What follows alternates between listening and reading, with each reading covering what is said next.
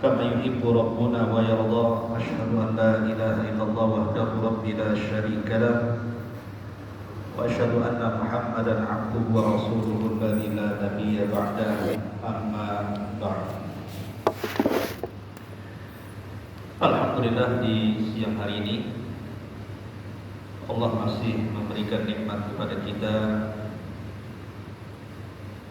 Di tengah-tengah waktu istirahat masih bisa bermajlis ilmu di tempat yang mulia ini. Salawat dan juga salam kita hadiahkan kepada Rasul kita Nabi besar Muhammad sallallahu alaihi wa alihi wasallam. Faqadara alaihi rizqahu fayaqulu rabbi ahad. Namun apabila Rabbku memujinya lalu membatasi rizkinya, maka dia berkata, Rabbku telah menghinakan dirinya. Ibu-ibu yang dimuliakan Allah Subhanahu wa taala, dua ayat ini penting kita bahas. Karena sadar ataupun tidak, dua ayat ini terkadang menyinggung kita semuanya. Di sini Allah Subhanahu wa taala mengatakan, adapun manusia saat Allah Subhanahu wa taala berikan ujian kepadanya, artinya setiap manusia itu pasti diberikan ujian. Tidak ada manusia yang lepas dari ujian. Sampai pun kepada Nabi sallallahu alaihi wasallam diuji dalam hidup. Makanya Nabi sallallahu alaihi wasallam sampai mengatakan, ma yazalul mu'min fi nafsihi wa waladihi wa malihi ibtalahu Allah hatta yalqa Allah alaihi wa huwa ma alaihi khati'ah. Nabi mengatakan, senantiasa seorang mukmin itu akan diuji dari tiga perkara.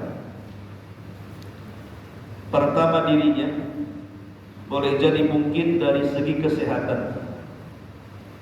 Yang tadinya sehat jadi sakit, yang tadinya senang jadi sedih. Jadi diri kita ini terkadang diuji oleh Allah Subhanahu wa taala dengan kesehatan atau mungkin dengan kesedihan. Yang kedua, wa malihi, dan juga harta. Yang namanya harta itu kan pasang surut kan. Ya, terkadang Allah berikan nikmat akhirnya menjadi kaya raya, ataupun Allah cabut nikmat sehingga susah untuk berkembang kekayaan. Atau boleh jadi mungkin diuji kekayaannya hilang, atau habis hanya untuk membiayai pengobatan, dan begitu seterusnya. Ataupun wa ahlihi, keluarganya. Mungkin punya anak yang tidak nurut dengan orang tuanya, punya suami yang tidak setia dengan pasangannya, punya orang tua yang bermusuhan dengan anaknya. Lah, ujian-ujian seperti ini pasti akan dilewati oleh setiap kita. Saya, ibu, siapapun pasti akan melewati ujian ini. Makanya Allah mengatakan, fa'ammal insan idza mabtalahu rabbuh. Adapun manusia ketika Rabbnya mengujinya. Lah, namanya ujian itu kan tidak mesti konotasinya buruk. Artinya ujian itu terkadang juga sebaliknya. Jadi tidak mesti ujian itu sakit, kemiskinan, kefakiran, ditinggal orang yang dicintai. Tidak mesti seperti itu. Terkadang juga ujian itu berupa kesenangan. Boleh jadi kemudian usahanya dimudahkan, kekayaannya melimpah ruah, kesehatannya kemudian luar biasa, usianya dipanjangkan, dan begitu seterusnya. Ini juga ujian bagi kita. Bahkan terkadang ujian kesenangan itu lebih berat menghadapi dibandingkan ujian kesusahan. Kenapa? Karena orang senang itu di tangannya ada fasilitas untuk bermaksiat kepada Allah. Kalau orang miskin mau maksiat itu mikir-mikir. Tapi kalau orang kaya memang punya duit, dia bisa maksiat dengan duit. Dia bisa beli khamr, dia bisa berzina, dia bisa nyuruh orang untuk zalim dan begitu seterusnya. Makanya Allah mengatakan wa nabluukum bisyarri wal khairi fitnah. Kami akan uji kalian itu dengan kebaikan dan keburukan. Jadi orang susah ujian, orang senang pun ujian. Dua-duanya ujian dari Allah Subhanahu wa taala. Lah di sini Allah Subhanahu wa taala gambarkan ada manusia itu yang diuji dengan kesenangan. Makanya Allah mengatakan fa ammal insan idza mabtalahu rabbuhu fa akramahu wa na'amahu fa yaqulu rabbi akram. Terkadang ada manusia itu yang memang sengaja Allah muliakan di dunia. Kemudian Allah limpahkan nikmatnya di dunia. Terkadang orang-orang yang seperti ini dia lupa, dia sangka ketika Allah memberikan banyak keinginannya itu seolah-olah Allah sedang cinta dan memuliakan. Dia mengatakan Rabbi akram, Rabbku sedang memuliakan aku. Dan ini kebanyakan manusia. Kebanyakan manusia itu kalau hidup senang, maka mereka akan lupa dengan Allah Subhanahu wa taala. Karena merasa bahwa Allah Subhanahu wa taala sedang memuliakan dia, sehingga dia bisa berbuat apapun sekehendak. Dia tidak sadar padahal di sana ada yang disebut dengan istidraj. Istidraj itu apa? Istidraj itu Allah sengaja memberikan keinginan kita. Kita ingin sehat, Allah kasih. Kita ingin harta, Allah kasih. Kita ingin kuat, Allah kasih. Apapun yang kita inginkan, Allah kasih. Tetapi tidak ada timbal balik dari kita kepada Allah. Kita justru bermaksiat dengan nikmat yang Allah anugerahkan kepada kita. Lah orang yang seperti ini disebut istidraj. Nanti pada waktunya pasti akan datang azab Allah Subhanahu wa taala. Makanya kita bisa menyaksikan di masyarakat, terkadang orang-orang yang diberikan kekayaan tapi mereka bermaksiat kepada Allah. Tidak sholat, ya tapi kaya. Tidak pernah sholat, usianya panjang pula. Tidak pernah sholat, tapi sehat-sehat saja, tidak pernah punya penyakit. Tapi di sisi lain ada orang yang sholat seterusnya. Ada orang yang jangan pernah melihat kenikmatan yang Allah anugerahkan kepada kita itu sebuah bentuk kemuliaan kepada Allah. Karena yang namanya kekayaan itu, kesenangan dunia itu berserikat antara mukmin dan kafir. Fir'aun kaya, Nabi Sulaiman juga kaya, Qarun kaya. Tetapi kita lihat Abu Bakar Siddiq radhiyallahu anhu juga kaya. Jadi kekayaan itu bisa saja Allah berikan kepada orang yang beriman, bisa saja Allah berikan kepada orang kafir. Lah kalau seandainya kekayaan itu berserikat antara mukmin dan kafir, lalu apa perbedaan orang kaya dengan yang lain? Sama saja kalau begitu. Lain kalau seandainya hanya orang yang beriman saja yang kaya, orang kafir miskin, berarti kekayaan itu kemuliaan itu namanya. Lalu kalau kita orang beriman juga kaya, mereka orang kafir kaya, lalu apa keistimewaan harta kalau gitu? Tidak ada. Makanya dalam sebuah hadis Nabi Muhammad mengatakan, "Idza ra'aita ar-rajula", kalau engkau melihat seseorang diberikan oleh Allah Subhanahu wa taala semua keinginannya ala ma'asihi, padahal dia ahli maksiat, fa'lam annahu istidrajun, ketahuilah itu namanya istidraj. Istidraj itu Allah mengulur-ulur waktu bahasa. Mau apa kamu kaya, Allah kasih kaya. Mau apa kamu sehat, Allah kasih sehat. Tapi dia bermaksiat, dia sedang diulur-ulur waktu itu. Sampai pada waktunya pasti datang azab Allah kepada dia. Pertanyaan pun muncul, kenapa Allah membiarkan manusia tidak diazab padahal mereka ahli maksiat? Di satu sisi mereka pula diberikan nikmat. Ini kan pertanyaan. supaya jangan kecil hati orang-orang yang mungkin saya sudah sholat, saya sudah sering puasa, saya sering tahajud gitu, tapi kok susah saja hidup saya.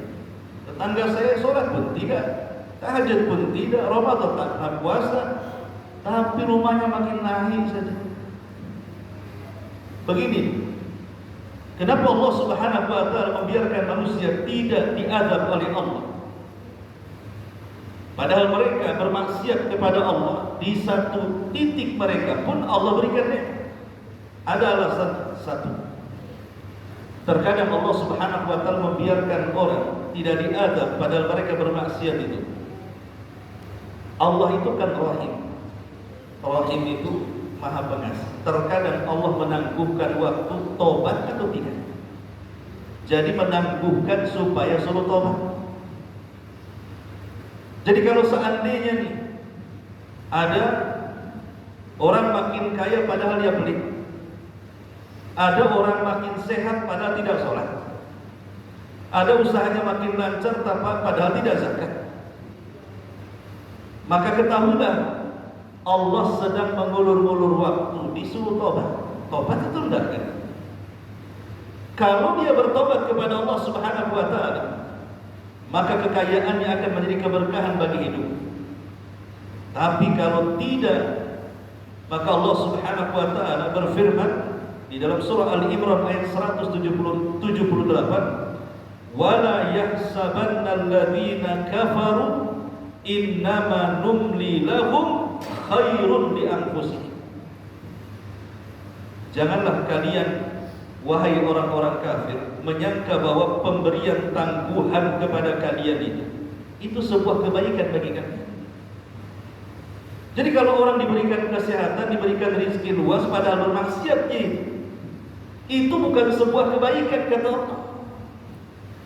Justru Allah sengaja menangguhkan sampai pada waktunya datang azab Allah Subhanahu wa taala. Boleh jadi ketika dia sudah tua, Allah kirim penyakit, akhirnya stroke, tidak bisa berjalan bertahun-tahun.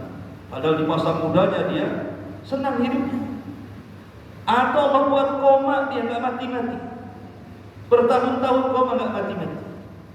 Terkadang ada orang yang diuji di akhir hidupnya, dia susah pula, bahkan tidak bisa menikmati kekayaan.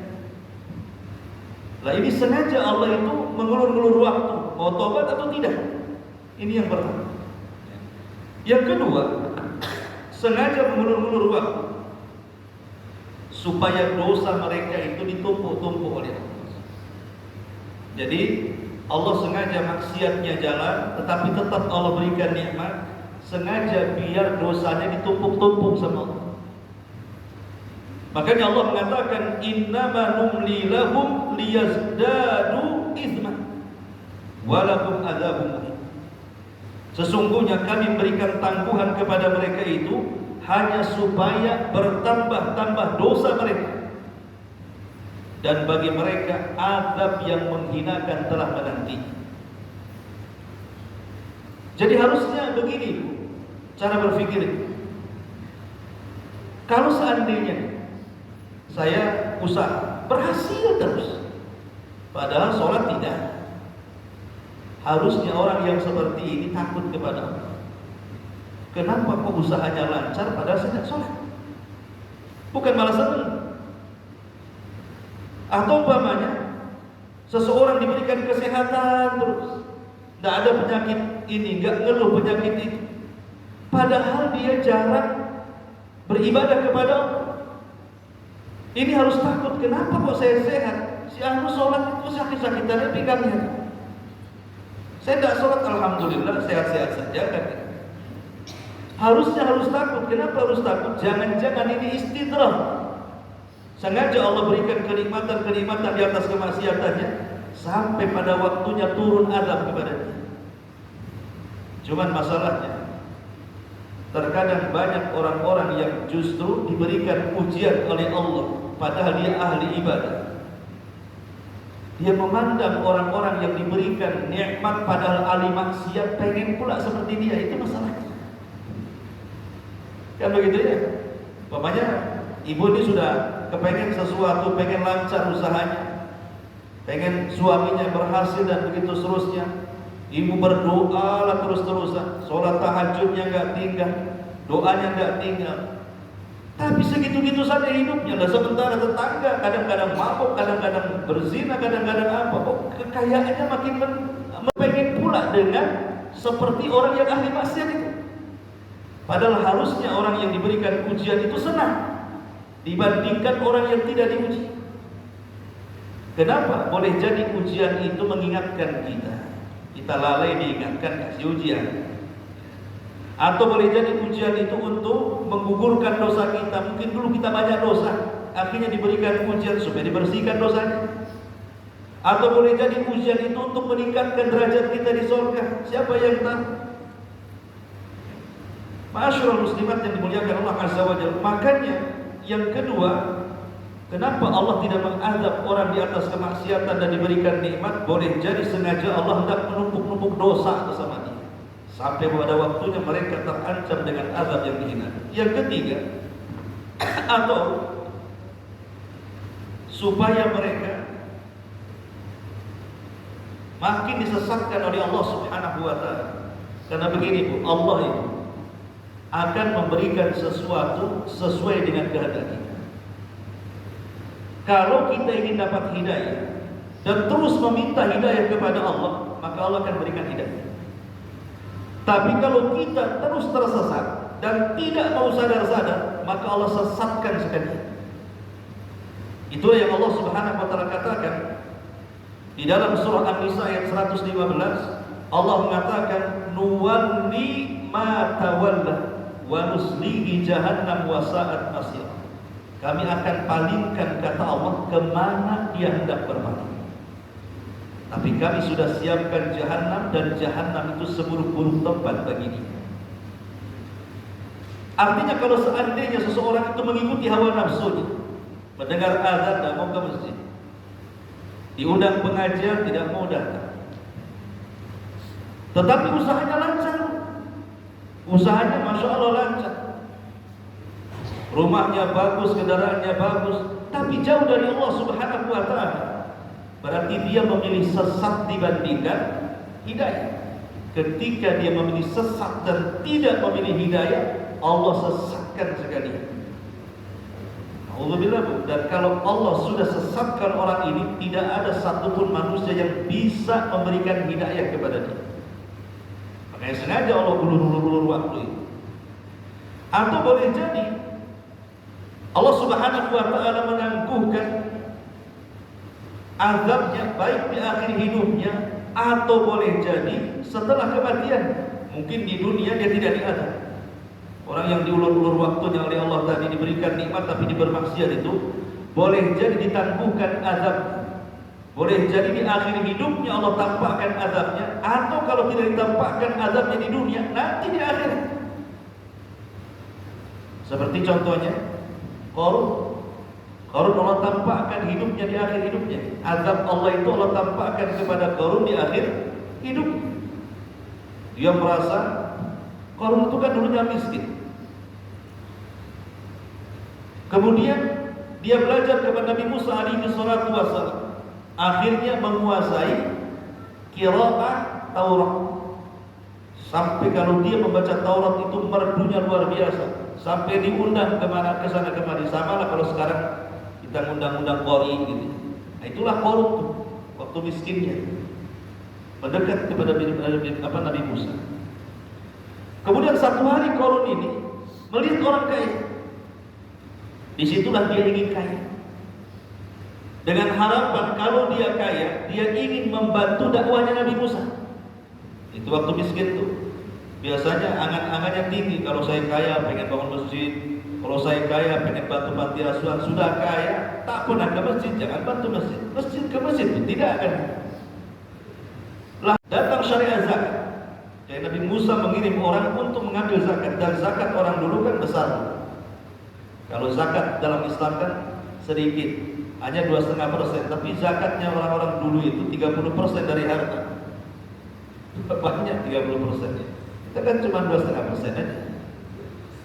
Lah ketika kemudian datang pemungut zakat itu kepada Qarun, justru Qarun mengatakan apa? Enak saja, bilang sama si Musa, ini kekayaan, bukan dari Tuhan dia. Ini kekayaan dari hasil kecerdasan. Innama utituhu min ilmin ini. Katakan sama Nabi Musa, kekayaanku bukan dari Tuhannya Musa. Kurang ajar. Justru dia mengatakan kekayaan itu aku yang dapat, kata Qarun. Karena aku cerdas makanya aku kaya, katanya. Dia mengingkari nikmat di situ. Dia tidak sadar bahwa yang memberikan kekayaan, berikan nikmat itu Allah. Tapi dia ingkari, kemudian dinasabkan kekayaan itu kepada dirinya. Maka Qarun pun mulai memainkan kekayaannya sampai menyakiti Nabi Musa. Sampai di akhir ayatnya apa yang terjadi? Allah tenggelamkan Qarun dan seluruh harta kekayaan. Ini yang harus dipahami. Kenapa Allah tangguhkan orang yang diberikan nikmat azabnya, padahal mereka tidak pernah beribadah kepada Allah Subhanahu wa taala. Ma'asyiral muslimat yang dimuliakan Allah Subhanahu wa taala. Apa sih ciri-ciri istidraj di sini? Pertama, ingat ini ciri-ciri. Kalau ada ciri-ciri pada diri kita seperti ini, ketahuilah ibu sedang diuji oleh Allah dengan istidraj. Pertama, semua keinginan kita dipenuhi oleh Allah. Kita pengen apa saja Allah kabulkan. Sementara ibadah kita kepada Allah itu sangat lemah.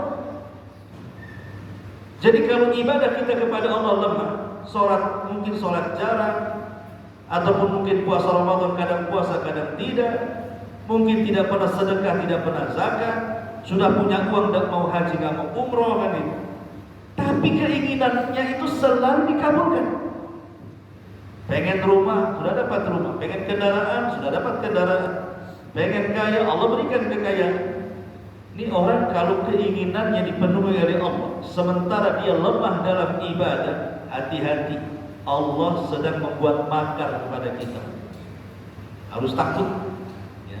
Ini ciri-ciri orang yang istidraj. Allah mengatakan dalam surah Al-An'am ayat 44. Falamma nasu ma dzukkiru bihi fatahna 'alaihim abwaaba kulli syai'. Hatta idza farihu bima utu akhadnahum baghtatan fa idza hum mublisun. Maka tatkala mereka melupakan peringatan yang telah diberikan kepada mereka, kami pun membuka semua pintu-pintu kesenangan kepada mereka. Sehingga apabila mereka bergembira dengan apa yang Allah telah anugerahkan kepada mereka, kami datangkan siksa kepada mereka. Ketika itulah mereka terdiam putus asa, kata Allah. Ayat ini menjelaskan bahwa ketika Allah Subhanahu wa taala sudah memperingatkan kepada kita, dan peringatan Allah sudah jelas bahwa kita ini disuruh beribadah kepada Allah, kalau tidak kita akan diazab. Tetapi kemudian orang-orang seperti ini ketika kami buka, kata Allah, semua pintu-pintu kebaikan, keinginan kita dipenuhi oleh Allah, sementara kita jauh dari Allah. Fa'idha farihu bima utu, ketika mereka di atas puncak kesenangannya, akhadnahu baghtah, baru Allah akan kirim azabnya kepada mereka. Maka ciri orang istidraj, ketika semua keinginan kita dipenuhi Allah, padahal kita ini bermaksiat kepada Allah. Ini satu. Yang kedua, diberikan usia yang panjang, padahal dia ahli maksiat. Makanya ada istilah, Bu, ya, kalau ada orang yang mati muda, ada istilah di masyarakat itu, ialah memang orang baik itu cepat mati dia. Kenapa si ahli itu tak mati-mati? Karena ada orang yang mendoakan karena kejahatannya. Orang jahat itu 70 tahun, 80 tahun kok masih sehat. Padahal doa kita kapan dia mati. Tapi kalau ada orang baik mati, ya memanglah orang baik itu cepat mati biasanya. Tetapi ini juga bukan barometer, ini kan ucapan manusia di masyarakat. Tetapi ciri yang kedua, bukan istidraj itu, kalau seseorang diberikan usia panjang, padahal dia ahli maksiat, hati-hati. Umpamanya nih, usia dia sudah 60 tahun, nggak mati-mati. 70 tahun tak mati juga, 80 tahun tak mati juga. Padahal dia maksiat terus nggak berhenti. Boleh jadi mungkin dia seorang pezina, masih juga mabok, masih juga judi, masih juga tukang gibah, tukang namimah, tukang dusta, penipu gitu ya. Kok udah mati-mati orang kayak gini? Boleh jadi ini istidraj dari Allah. Allah sedang membuat makan. Karena Nabi SAW mengatakan khairukum man tala umruhu wa hasuna amaluhu. Sebaik-baik kalian, kata Rasul, yang Allah panjangkan umurnya, syaratnya apa? Baik amalannya. Wa syarrukum man tala umruhu wa sa'a amaluhu. Tapi seburuk-buruk kalian, kata Rasul, orang yang panjang umurnya tapi jelek amalannya. Jadi orang yang paling baik adalah orang yang panjang umurnya tapi baik amalnya. Tetapi orang yang jelek, kata Rasul, orang yang panjang umurnya jelek pula amalannya. Makanya lebih baik pendek umur tetapi dia baik amalan dibandingkan panjang umur tetapi jelek pula amalan. Karena hisabnya akan semakin berat di hadapan Allah Subhanahu wa taala. Maka hati-hati kalau orang dipanjangkan umur sudah 70, 80 tahun, 70 apalagi sampai 100 enggak mati-mati padahal dia bermaksiat kepada Allah, jangan-jangan ini ciri orang yang terkena istidraj. Ini yang kedua.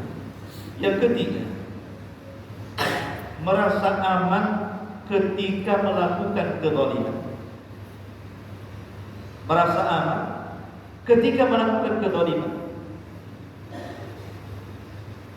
Ada orang yang suka menyakiti orang, umpamanya dengan cara menggibahnya, dengan cara memfitnahnya, menipunya, atau terkadang menyakiti dengan tangannya, atau terkadang sampai meneteskan darahnya dengan melakukan pembunuhan kepadanya. Lah ini dia mengatakan wa bi izzati wa jalali, kata demi kemuliaanku, kata Allah, kepada orang-orang yang sedang berdoa dari orang-orang yang dizalimi itu, sa'astajibu lahu walau kana ba'dal. Demi Allah, demi kemuliaanku, kata Allah, aku akan mengabulkan doa-doa orang-orang yang dizalimi walaupun terkadang diulur waktunya. Karena Nabi mengatakan ada dua dosa, azabnya itu akan disegerakan di dunia sebelum akhirat. Ma min dzambin ajjalallahu uqubatahu fid dunya qabla al-akhirah. Ada dua dosa yang disegerakan hukumannya di dunia sebelum akhirat. Pertama, al-baghi, kezaliman. Dan yang kedua, wa qat'ur rahim, memutus silaturahim, durhaka dengan orang tua.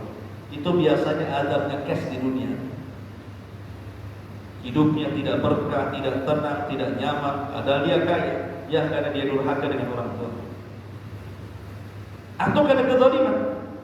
Biasanya orang yang berlaku zalim itu cashnya hukumannya di dunia. Sebelum akhirat, akhirat sudah jelas-jelas nunggu dia. Tapi di dunia biasanya dikaskan.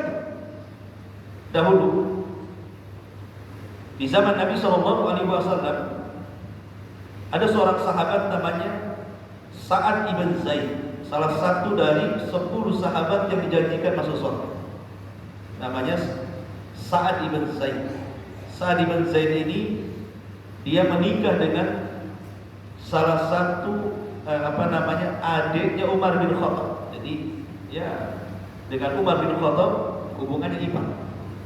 Sa'ad bin Zaid.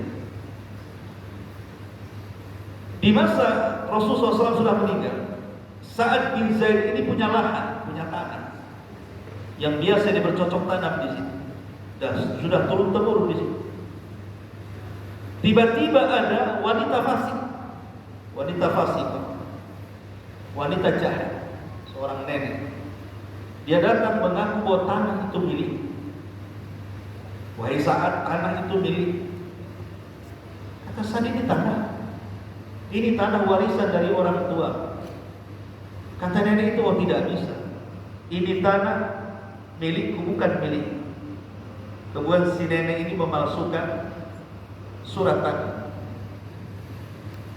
Kemudian sampailah kepada sang khalifah di zaman ini. Diadukan perkaranya. Akhirnya kemudian kepada Khalifah Marwan. Jadi saat ini ngomong sama Khalifah Marwan, Ya khalifah, lihat ini tanah. Tapi datang nenek ini mengatakan itu tanah. Kemudian Khalifah Marwan mengatakan, ya Sa'ad, kau punya bukti? Surat, saksi. Kemudian Sa'ad mengatakan, wallahi demi Allah, ini tanah. Memang aku tidak ada surat, tapi ini tanah. Sejak kecil aku sudah bercocok tanam di sini. Dan ini tahu di warisan orang tua aku. Tiba-tiba sekarang ada seorang nenek membawa surat dan mengatakan itu tanah. Kemudian kata Khalifah Marwan, dia mengatakan, ya Sa'ad, bukankah Rasul mengatakan al-bayyinatu ala mudda'i wal yaminu ala man ankar, bahwa bukti itu harus didatangkan oleh orang yang menuduh, sementara orang yang dituduh cukup bersumpah saja. Kemudian Khalifah Marwan mengatakan kepada nenek itu, nek, engkau mengaku-ngaku tanah ini milik, mana bukti? Langsung dikeluarkan surat. Pada surat itu dipalsukan dia. Kata nenek, aku punya surat belahan, berarti ini tanah. Oh, mencak-mencak saja. Bersumpah-sumpah dia, demi Allah ini tanah. Tapi Khalifah Marwan mengatakan, saya, nenek ini punya bukti. Soal bukti itu sah atau tidak, tapi dia punya bukti. Tetapi engkau hanya bisa bersumpah. Tapi hadis ini berlaku, nenek ini kuat karena ada surat. Di sini Sa'ad mati dan mengatakan, baik, aku akan serahkan tanah ini kepada dia. Wallahi demi Allah, kata Sa'ad, kalau dia di atas kebenaran, tidak akan turun azab kepada dia. Tapi kalau dia dusta dengan surat tanah itu, Allahumma atilhu umrah, ya Allah panjangkan umurnya, tetapi berikan fitnah yang banyak kepada, dan wafatkan dia di tempat ini. Itu doanya Sa'ad. Akhirnya ditinggalkanlah. Betul apa yang dikatakan Sa'ad. Wanita ini dipanjangkan umurnya, padahal ketika bermasalah dengan Sa'ad ini sudah tua tuh. Dipanjangkan umurnya, tetapi banyak fitnah yang menimpa dia, entah dengan sakit yang parah dan mati-mati, atau dibenci orang, difitnah orang, pokoknya hidupnya datang dibuat. Kemudian ketika dia melangkah di tanah Sa'ad yang diklaimnya, tak sadar dia kesandung batu. Di situ ada sumur, masuk dia ke dalam sumur, kemudian mati dalam sumur. Ini contoh doa orang yang dizalimi. Ini contoh orang. Allah kasih cash langsung tuh. Bagaimana Allah kasih cash langsung di dunia? Terkadang seperti itu. Lah yang saya ingin katakan bahwa di antara ciri-ciri istidraj ini, kalau ada seseorang berlaku zalim, menyakiti orang, kok hidupnya senang saja, kayaknya Allah tidak membalas dia. Sementara orang yang terzalimi merasa tidak ada keadilan bagi dia di dunia. Ketahuilah bahwa orang yang merasa aman dari perbuatan zalim, ingat, terkadang Allah sedang menguji dia dengan istidraj. Itu ciri orang yang istidraj itu, selain yang pertama, semua keinginannya dipenuhi padahal dia di atas kemaksiatan. Yang kedua, dipanjangkan umurnya padahal dia juga ahli maksiat. Yang ketiga, merasa aman ketika melakukan kezaliman. Ya, ini bagian daripada istidraj. Atau yang keempat, diberikan kesehatan, diberikan kekuatan, padahal dia ahli maksiat juga. Ada orang yang enggak sholat tuh rajin fitness, sehat badan, tidak ada penyakit kolesterol, asam urat, darah tinggi, gula, tidak ada. Setiap datang ke dokter, medical check up, semua positif. Padahal tidak pernah ibadah, sedekah tidak, ini tidak, tapi sehat badannya. Tapi ibu-ibu yang rajin ke majelis ta'lim, rajin sholawatan, kan rajin ke masjid gitu ya, rajin baca Quran, kolesterolnya tinggi, saburatnya 12 kan itu, gulanya parah kan itu. Padahal ibu sudah ibadah. Tapi ingat, Orang yang diberikan kesehatan, padahal dia ahli maksiat, dia sebenarnya sedang diuji oleh Allah dengan istidraj. Jangan senang dulu. Jangan senang dengan kesehatannya, padahal dia tidak ibadah. Justru kalau ibu ahli ibadah, kemudian diuji, harusnya senang. Kenapa? Rupanya Allah tidak sedang istidraj kepada kita, karena Allah kasih ujian kepada kita. Kalau istidraj itu kan gak dikasih ujian oleh Allah, disenangkan aja hidupnya, disehatkan saja, dipanjangkan. Ketika Allah Subhanahu wa taala menguji kita, berarti Allah masih sayang dengan kita. Tidak diazab sekonyong-konyong, tapi Allah masih memberikan kesempatan kepada kita. Dengan sayangnya Allah berikan ujian kepada kita. Allah Subhanahu wa taala, kata Nabi, innallaha idza ahabba 'abdan, pasti mungkin diuji tadi dengan macam-macam ujian kepada diri kita, kepada harta kita, kepada keluarga kita. Ujian ini sebenarnya supaya Allah tahu apakah jujur keimanan kita itu ataukah dusta, itu masalahnya. Makanya Allah suka dengan hamba dalam bentuk memberikan ujian. Atau boleh jadi ciri yang kelima, Allah tunda siksa. Dia mujrim, orangnya jahat, tetapi Masya Allah gitu, kehidupannya seolah-olah senang saja. Mungkin para koruptor itu, rumahnya megah-megah, mobilnya bagus-bagus, hidupnya senang, keluar negeri sesuka dia saja. Padahal dia mengambil hak rakyat, kan itu hak orang, itu diambil dia, ribuan orang diambil dia. Dia tidak sadar kalau ibu ngambil uang saya, ibu urus saja dengan saya saja. Tapi kalau korupsi ibu, itu urusannya dengan orang se-Indonesia. Kalau nanti di hari kiamat nih, kalau ibu hanya mengambil harta saya saja, pasti saya akan stop. Ibu dulu pernah pinjam uang belum bayar, nah sekarang bayar sekarang, selesai. Tapi kalau dia koruptor bu, dia akan berhadapan orang se-Indonesia.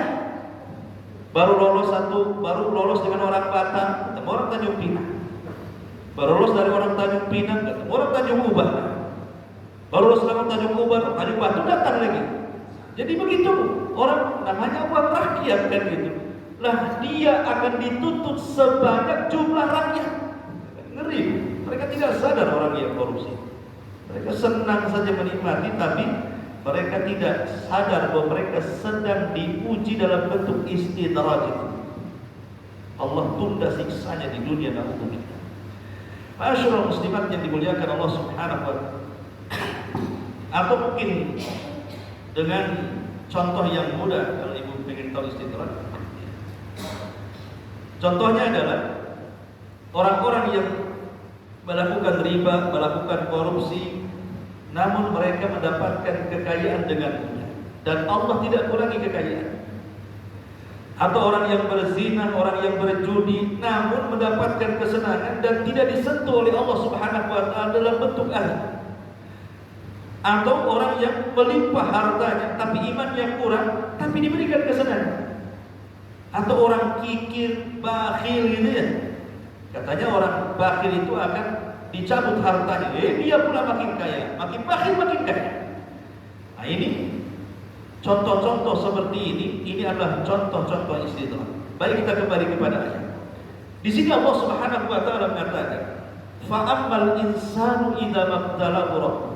Adapun manusia, ketika Allah berikan ujian dengan kesenangan, fa akramahu wa na'amahu, Allah muliakan dia dengan diberikan banyak nikmat.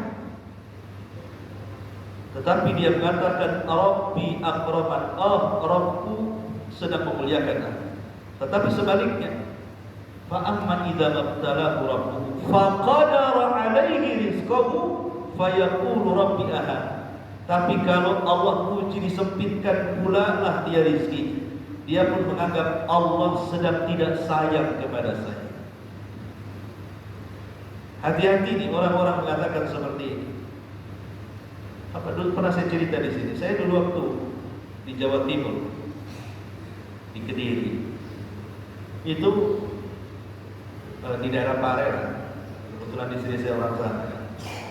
Jadi waktu pulang ke kampung istri, ada tetangga sebelah itu nenek-nenek, usianya mungkin sekitar 60-an. Jadi dia mengatakan ke saya itu, "Nak," katanya, "saya ini kok hidup saya senang sekali. Hidup saya kok senang sekali." Gitu.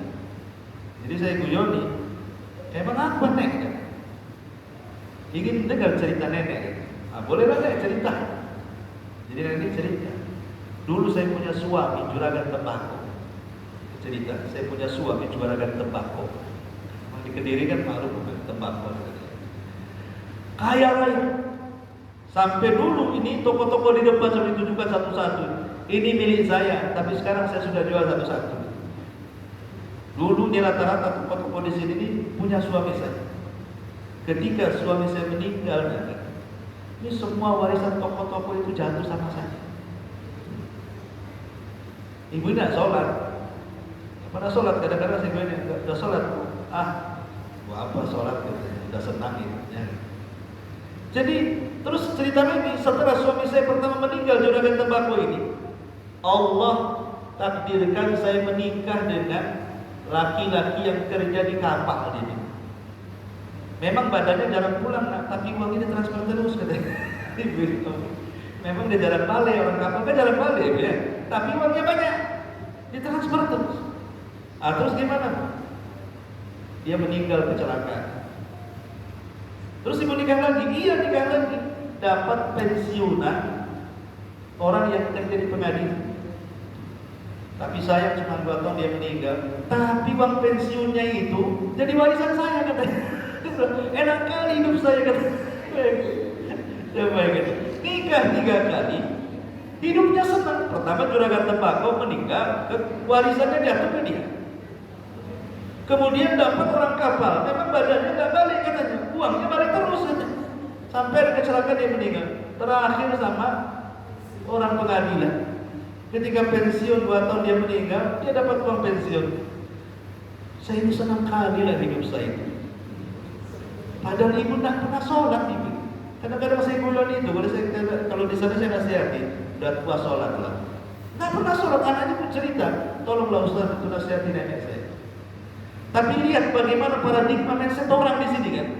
Jadi seolah-olah dia mengatakan Allah itu kasih kesenangan kepada saya dengan diberikan perkara itu. Dia tidak sadar dia sedang diberikan istidrak sebenarnya.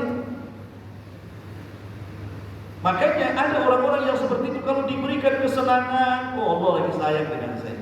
Kalau ditekan sama Allah dan diuji, mungkin Allah sempitkan rezekinya, Allah buat masalah dan kehidupannya, dia menganggap Allah tidak sayang apa dengan saya ini. Ini bahasa masyarakat seperti itu. Dan ini tidak boleh dilakukan, karena bagaimanapun yang namanya kemuliaan ini bukan karena orang diberikan kekayaan, sebagaimana bukan karena kehinaan itu ketika Allah sempitkan rezeki. Jadi orang yang lapang rezeki bukan menunjukkan kemuliaan, orang yang sempit rezeki bukan menunjukkan kehinaan. Karena hina dan mulia itu bukan ditentukan dengan kekayaan. Islam itu menentukan si fulan hina, si fulan mulia itu hanya dengan ketakwaan. Itu yang Allah katakan, "Inna akramakum indallahi atqakum." Semulia-mulia kalian, kata Allah, bukan orang yang kaya, bukan pejabat, tetapi orang yang paling takwa di antara kalian. Makanya di sini penting, kalau ingin mulia, dekatkan dengan Allah. Tapi kalau ingin terhina, silakan jauh dari Allah Subhanahu wa taala. Siapa orang mulia, siapa orang yang terhina. Setelah Allah Subhanahu wa taala mengatakan, "Fa amma idza mabtalahu rabbuhu faqadara 'alaihi rizqahu fayaqulu rabbi ahana." Kalla bal la tukrimuna al-yatim wa la tahaduna 'ala ta'amil miskin wa ta'kuluna at-turatha aklan lama wa tuhibbuna al-mala hubban jamma. Allah sebutkan 4 perkara yang bisa menentukan orang jadi hina, yang bisa menentukan orang jadi mulia. 4 perkara ini bisa menentukan kita. Bisa jadi hina, bisa jadi mulia. Pertama, kalla bal la tuqimuna al-yatim. Sekali-kali tidak, bahkan kamu tidak memuliakan anak yatim. Kalau kita ingin mulia, muliakan anak yatim. Tapi kalau ingin terhina, jangan muliakan anak yatim. Yang kedua, wala tahadduna ala tu'amil miskin. Dan kamu tidak saling mengajak untuk membantu orang miskin. Kalau kita ingin mulia, bantu saudara kita yang susah. Tapi kalau kita ingin terhina, tidak usah dibantu, biarkan saja. Biarkan mereka menangis kelaparan, biarkan saja. Kemudian yang ketiga, wa ta'kuluna turatha aklan lam. Sedangkan kamu memakan harta warisan dengan cara mencampur baurkan yang halal dengan yang haram. Kalau kita ingin mulia ketika dapat warisan, maka bagikan warisan sesuai dengan hak. Tapi kalau ibu ingin hina, ambil saja warisan orang, maka pasti terhina. Karena warisan itu kan harta hantu, dapatnya senang, hilangnya juga senang biasa. Karena nggak berkah biasa. Kebanyakan bermasalahnya, bertengkarnya, capek otaknya, tapi sebenarnya harta yang diperjuangkan itu tidak berkah dalam hidup. Betapa banyak orang-orang yang dapat warisan setelah kemudian sampai perang di pengadilan, ya kan? Sampai kemudian mencaci maki dan begitu seterusnya. Ujung-ujungnya hilang juga warisan itu, tidak berkah. Kemudian yang terakhir, wa tuhibbunal mala hubban jam. Dan kamu lebih mencintai harta dengan kecintaan berlebihan. Kalau kita ingin mulia, jangan jadikan kita ini budak harta. Tapi kalau kita ingin terhina, jadilah budak harta. Pasti kita akan terhina. Makanya di sini 4 perkara ini Allah katakan, kalau ingin mulia, lakukan 4 perkara. Pertama, hormati anak-anak yatim. Kedua, bantu fakir miskin. Ketiga, jangan zalim dalam harta warisan. Yang keempat, jangan jadi budak harta. Tapi sebaliknya, kalau kita ingin terhina, silakan hardik anak yatim. Kemudian musuhi fakir miskin. Ambillah harta-harta waris dengan cara zalim. Jadilah pemudak harta, pasti kau akan terhina. Ya, jadi Allah Subhanahu wa taala ingin menjelaskan bahwa kemuliaan itu bukan karena melimpahnya harta, sebagaimana kehinaan bukan karena sempitnya harta. Tapi kemuliaan dan kehinaan ditentukan dengan 4 perkara ini. Seolah-olah Allah ingin katakan seperti dalam ayat ini. Wallahu a'lam, saya kira cukup sampai di sini dulu. Sebelumnya saya minta maaf, mungkin tidak ada tanya jawabnya. Saya ada acara